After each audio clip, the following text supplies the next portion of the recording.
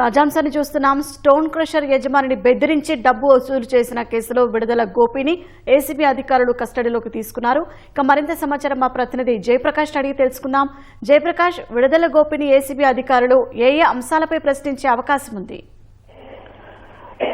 షాహీన్ ఈ రోజు విడుదల గోపిని ఏసీబీ అధికారులు కస్టడీలోకి తీసుకున్నారు. ఈ రోజు ఉదయం 8 గంటలకు ఇక్కడ విజయవాడ జిల్లా జైలుకి ఏసీబీ అధికారులు చేరుకున్నారు. ఆయన కస్టడీలో తీసుకొని ప్రస్తుతం అక్కడ నుంచి విజయవాడ జీజీహెచ్ కి తరలించారు. ప్రస్తుతం అక్కడ వైద్య పరీక్షలు జరుగుతున్నాయి. వైద్య పరీక్షల అనంతరం అక్కడ నుంచి గొల్లపూడిలోని ఏసీబీ కార్యాలయానికి తీసుకువెళ్లి అక్కడ విచారణ జరపనున్నారు. ఉదయం 8 గంటల నుంచి సాయంత్రం 6 గంటల వరకు విచారణ జరుపుకునేందుకు ఏసీబీ కోర్టు అనుమతించింది. న్యాయవాదుల్ని కూడా ఒక 3-4 సార్లు విచారణ సమయంలో 3-4 సార్లు మధ్యలో కలిసేందుకు విడుదల గోపికి అనుమతినిచ్చింది.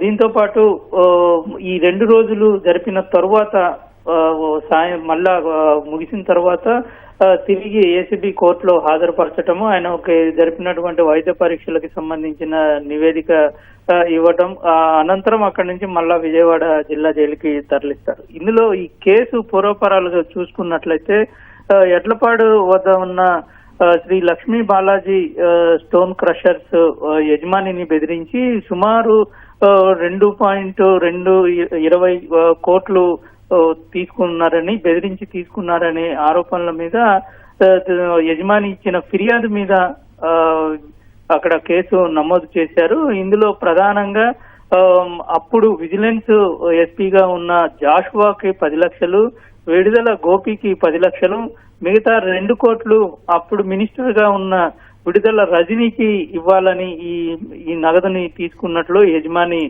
పేర్కొన్నారు. అందులో నేరుగా ఒకసారి ఎస్పీ, ఒకసారి మళ్ళా గోపి వచ్చి బెదిరించి ఆ స్టోన్ క్రషర్స్ సంబంధించి ఆ స్టోన్ క్రషర్స్ సజావుగా సాగేందుకు మీరు నగదు చెల్లించాలని డిమాండ్ చేశారని అందులో ఫిర్యాదులో పేర్కొన్నారు.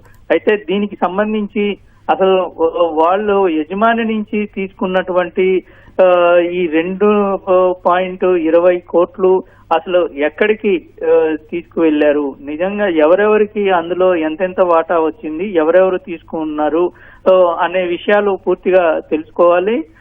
దీంతో పాటు అసలు సుమారు అక్కడ తనిఖీలు కూడా చేసిన పరిస్థితి ఉంది. విజిలెన్స్ అధికారులు తనిఖీలు చేసి అందులో వాళ్ళని సుమారుగా 25 కోట్ల పైన మీరు చెల్లించాల్సి వస్తుంది, ఇందులో మీరు నిబంధనలు పాటించట్లేదు అనే అక్కడ యజమానికి చెప్పారని యజమాని తెలిపారు. అయితే అసలు ఎవరి ఆదేశాల మేరకు ఇటు ఎస్పీ ఆ రోజు వెళ్లి విజిలెన్స్ తనిఖీలు చేశారు. ఎస్పీ ఇచ్చినటువంటి స్టేట్మెంట్ లో ఇటు మంత్రి ఆదేశాల మేరకే తాను చేశానని, ఒత్తిడి మేరకే తాను చేశానని అందులో తెలిపారు. అయితే సాధారణంగా విజిలెన్స్ ఎంక్వైరీ జరపాలంటే ఖచ్చితంగా ఉన్నతాధికారుల అనుమతి తీసుకోవాలి, లేదంటే చేసిన తర్వాత అయినా చెప్పాలి. అటువంటివి ఆ రోజు అప్పుడు ఎస్పీగా ఉన్న జాషువా చెప్పలేదని తెలిపారు. అయితే ఈ రోజు ఇందులో విడుదల గోపి చాలా కీలకంగా వ్యవహరించారని చెప్తూ ఉన్నారు. నియోజకవర్గంలో ఉన్నటువంటి పనులు, బాధ్యతలు ఆయనే రెగ్యులర్ గా చూస్తూ ఉంటారు. ఎవరైనా సరే నియోజకవర్గ ప్రజలు మంత్రి నుంచి ఏదైనా అవసరాలు ఉన్నప్పుడు ఈయనకి చెప్తారు, మొత్తం బాధ్యతలు ఈయనే చూసుకుంటారు అని చెప్తూ ఉన్నారు.